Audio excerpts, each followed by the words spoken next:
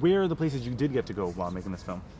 I was able to go to Rome with everybody and shoot in the Colosseum, which I think was the greatest thing in the world. It was so cool. We went to different countries, but I don't jump that many places in the movie, so I didn't get to go to any of the on-screen locations as much. So the Rome was the big one for you? Yeah, that was the big one. What was that experience like? The fact that they actually let you guys film in there. In the Colosseum. And nobody gets to do that. Hasn't been done in about, I don't know, 40 years or so. Yeah.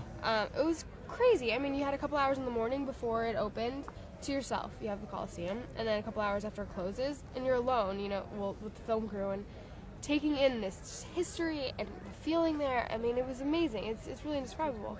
Yeah. Had you ever been there before? Yeah. Oh, you had? Yeah, I had. So once this is a different thing, though, you know, and I hadn't been inside the Colosseum since I was probably 3 years old or so. So, it was incredible. Have you been? No, I haven't. Really? Yeah. You should go. Okay, but I don't think they're going to shut it down, so I can just That's like true. walk in. It'll probably be there a little bit longer. What about, so then what can a guy do now that you have done this? What can a guy do to like make a really fancy first date?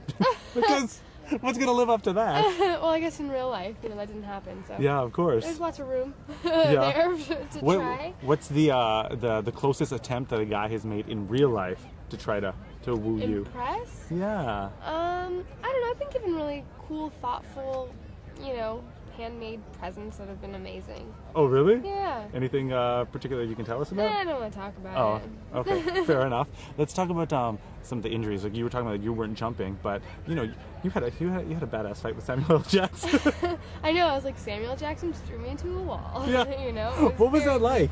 First of all, what was that experience like fighting Samuel L. Jackson? I mean, it's so bizarre. You know, you're like, it was one of my first days, I believe, maybe the first week I was on the movie, and I was like jumped into it. Okay, you're on a harness, and Sam's gonna throw you into the wall. I was like, huh? Okay, like craziness, and the feeling is just, I don't know. It's, I mean, how do you? It was so weird, but so great. Sam was so great and professional and so cool and welcoming. Yeah. But it was bizarre and physical. You know, there were bruises and cuts and stuff. What kind of injuries did you suffer? Like, Hayden told me that he got his hand split open. Yeah, you know, he hurt himself a lot. Yeah. They put him through a lot, but he's very accident prone, like on the set and stuff. So he's always hurting something. Yeah. And for you, what kind of injuries did you sustain? I made out okay. It was more the bruises. Yeah. And a couple of scrapes, you know. Yeah. All in all, I did okay. When you talked about getting into the film, how was it that you got enrolled in this film? Because originally Doug had like he had other people in mind. Yeah. And then flipped the casting, and then all of a sudden he saw The Last Kiss. Yeah. Did you talk to Doug already? No. Oh. Just did my research. Rachel Bilson, I come prepared. No. It's an E-Talk exclusive, but we know what's going on. You do. You're right. I think you could just be me, and I could be you.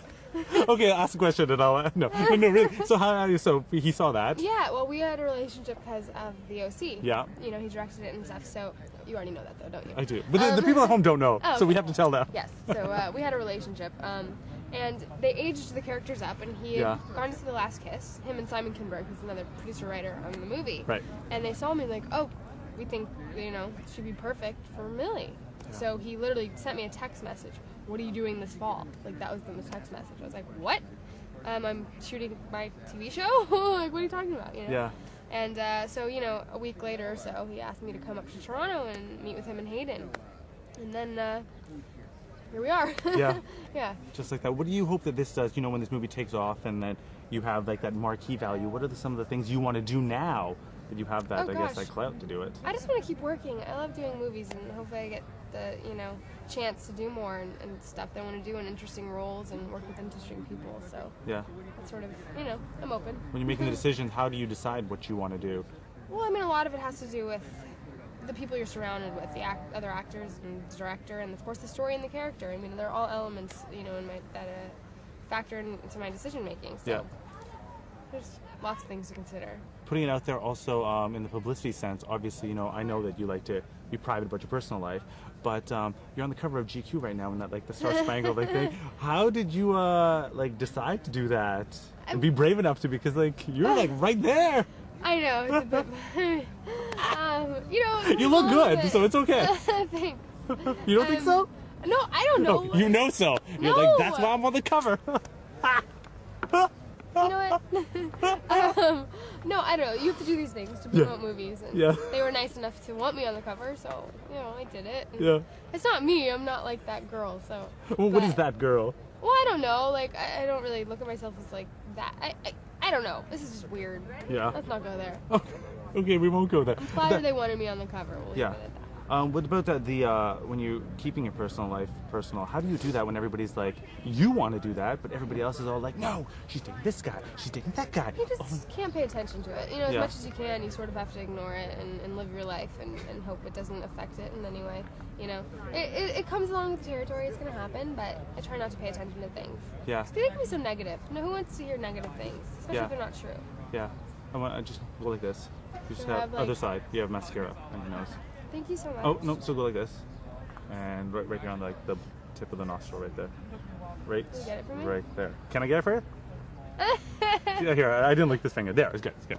I want to ask you, so you got to go to all these places, and of course you filmed in Toronto where our show is set, and Hayden said that you guys didn't have much time for him personally. He said that he had to have his friends visit the set. Yeah. But where did he show you around in, like, so you enjoyed our country, even though you went all the way, you went to Rome, but in Canada, where were some places he took you? I don't think he really took me anywhere. I mean, we all sort of hung out downtown and stuff. I love Toronto. I think it's a great city. Yeah. I really like it. I like it a lot.